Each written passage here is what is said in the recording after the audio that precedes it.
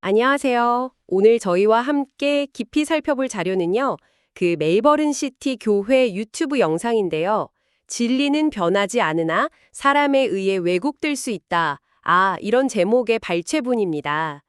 이게 신약 성경 거의 마지막 부분에 있는 어쩌면 당신에게도 조금은 낯설 수 있는 유다서 강해 내용이에요.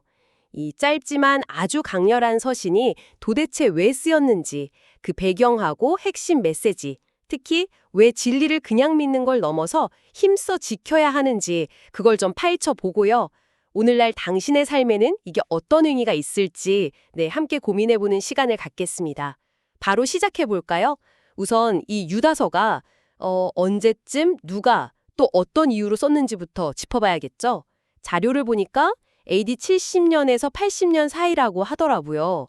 예루살렘 멸망 바로 직후 그 혼란겨. 그때 기록된 걸로 추정된다고 하고요. 저자는 자기를 야고보의 형제 유다라고 밝히는데 많은 학자들이 예수님의 친동생 유다로 본다는 점, 이게 좀 흥미롭네요. 네, 맞습니다. 그 시기가 초대교회 안에서는 정말 혼란이 많았던 때예요. 특히 자료에서도 지적하듯이 당시 교회 안에는 그 잘못된 가르침들, 예를 들면 뭐랄까 비밀스러운 영적 지식, 그걸 통해서 구원을 얻는다. 뭐 이렇게 주장하는 초기 영지주의 같은 사상들. 영지주의요. 네, 그런 거나 아니면 신앙을 굉장히 세속적이고 좀 방종한 방식으로 왜곡하려는 이들이 스며들고 있었어요. 유다는 바로 이런 심각한 위협 앞에서 성도들에게 단번에 주신 믿음의 도를 위하여 힘써 싸우라. 유다서 1장 3절이죠. 이렇게 간절히 호소하려고 이 편지를 쓴 거죠. 아하. 진리를 지킨다는 게 그냥 가만히 있어서 되는 게 아니라 아주 적극적인 분투가 필요하다.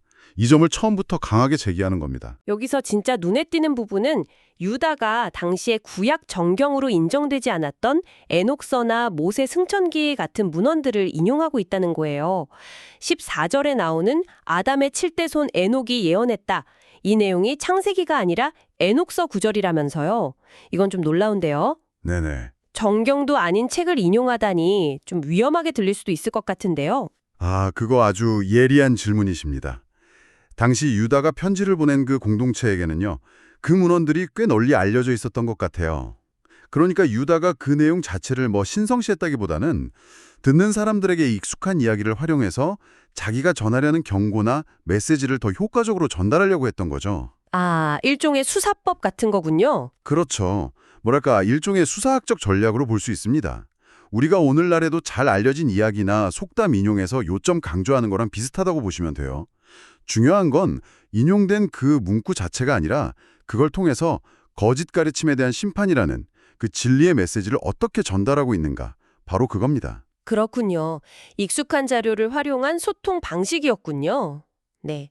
자, 그럼 당시에도 지금처럼 여러 다른 주장들이 막 난무했을 텐데 이 자료는 진리와 거짓을 어떻게 분별하라고 제시하나요? 세 가지 기준이 있었던 것 같은데요. 네, 맞아요. 자료에서 세 가지 중요한 기준을 제시합니다. 첫째는 역사성이에요. 기독교 핵심 진리는 아브라함 때부터 시작해서 모세, 다윗, 선지자들 거쳐서 예수 그리스도까지 아주 오랜 시간을 통해 계시되고 검증되어 온 그런 뿌리 깊은 역사가 있다는 거죠. 네. 반면에 거짓된 가르침은 어느 날 갑자기 툭 나타나서 이전 역사와는 단절된 주장을 하는 경향이 있다. 이렇게 지적합니다. 그리고 두 번째는 뭐였죠? 두 번째는 보편성입니다. 참된 진리라는 건 특정 시대나 문화, 특정 그룹에게만 적용되는 게 아니라 시간과 공간을 초월해서 모든 사람에게 타당성과 생명력을 지닌다는 의미죠. 네. 만약 어떤 가르침이 이건 우리에게만 주어진 특별한 비밀이야 이렇게 주장한다면 일단 좀 의심해 볼 필요가 있다는 겁니다. 그렇죠. 마지막 세 번째 기준이 윤리성이었던 것 같아요. 이 부분이 현실적으로 되게 와닿았는데요. 맞습니다. 윤리성이죠. 잔류에서는 참된 진리는 반드시 삶의 열매, 그러니까 윤리적인 모습으로 드러나야 한다고 강조해요. 만약 어떤 가르침이 거짓말을 정당화하거나 공동체나 사회에 해를 끼치는 반사회적 행동을 조장한다면 그건 진리일 수 없다는 아주 강력한 증거라는 거죠. 진리는 삶을 파괴하는 게 아니라 세우는 거니까요. 그렇군요. 결국 유다서의 핵심 메시지는 이거네요. 변하지 않는 절대적인 진리가 분명히 존재하는데, 근데 그 진리가 그냥 가만히 둔다고 저절로 보존되는 게 아니고, 우리 세대가 깨어서 분별하고 적극적으로 배우고 또 거짓에 맞서 싸워서 지켜내야만 한다. 아, 정말 강력한 도전이네요. 그렇습니다. 유다서는요, 진리가 인간의 나태함이나 무관심 혹은 악의적인 의도에 의해서 얼마든지 왜곡될 수 있다는 사실을 아주 엄중하게 경고하는 거예요. 그리고 다음 세대로 이 진리가 제대로 전달되지 못하면 그 가치를 잃어버리고 심각한 해악을 끼칠 수 있다는 점을 강조하죠.